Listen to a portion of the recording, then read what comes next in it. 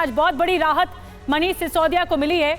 आपको बता दें 17 महीने बाद मनीष सिसोदिया को सुप्रीम कोर्ट से जमानत मिली है। 10 लाख के मुचलके पर सिसोदिया को बेल मिली है। सुप्रीम कोर्ट ने कहा है कि बिना ट्रायल जेल में नहीं रखा जा सकता, जमानत के नियम होते हैं और जेल अपवाद है, तो इसीलिए जेल में नहीं रखा जा सकता।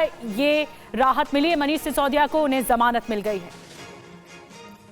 तो सुप्रीम कोर्ट ने बड़ी बातें कही हैं। जमानत के अपने नियम होते हैं और इतने दिन जेल में नहीं रखा जा सकता ट्रायल के बिना। ऐसे में अब ट्रायल चलेगा और बीजेपी ने भी फिर रिएक्ट किया है। बीजेपी ने कहा है कि अभी जमानत मिली है।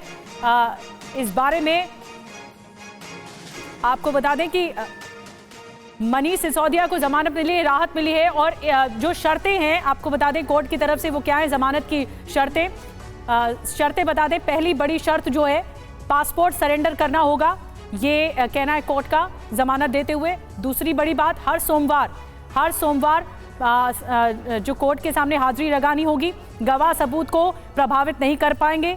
चौथी बड़ी बात, 10 लाख का बेल बॉन्ड भरना होगा, ये बड़ी बात कही गई है। और चौथी बड़ी बात आपको दिखा रहे हैं, 10 लाख का बेल बॉन्ड भरना होगा, ये जमानत की शर्तें हैं। सशर्त जमानत मिली है मनीष सिसोदिया को। और सिसोदिया की जमानत पर बोले हैं संजय सिंह, राज्यसभा के सांसद। सत्य की जीत हुई है।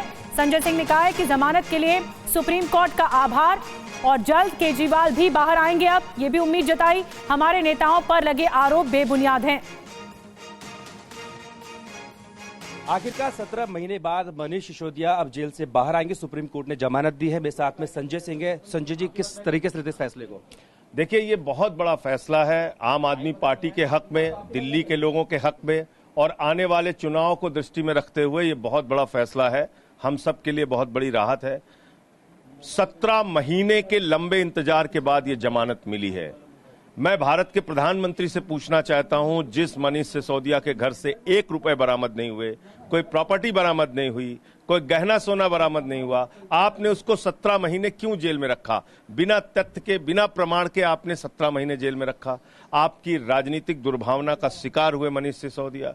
मैं समझता हूं कि आने वाले दिनों में अरविंद केजरीवाल जी और सत्येंद्र जैन जी को भी जल्द जमानत मिलेगी और ये भारत की न्याय व्यवस्था की जीत है, ये भारत के लोकतंत्र की जीत है। मैं माननीय सर्वोच्च न्यायालय के फैसले को सर झुका के नमन करता हूं। ने कहा भी अभी ड्यूटीज का निर्वाह नहीं कर सकते हैं।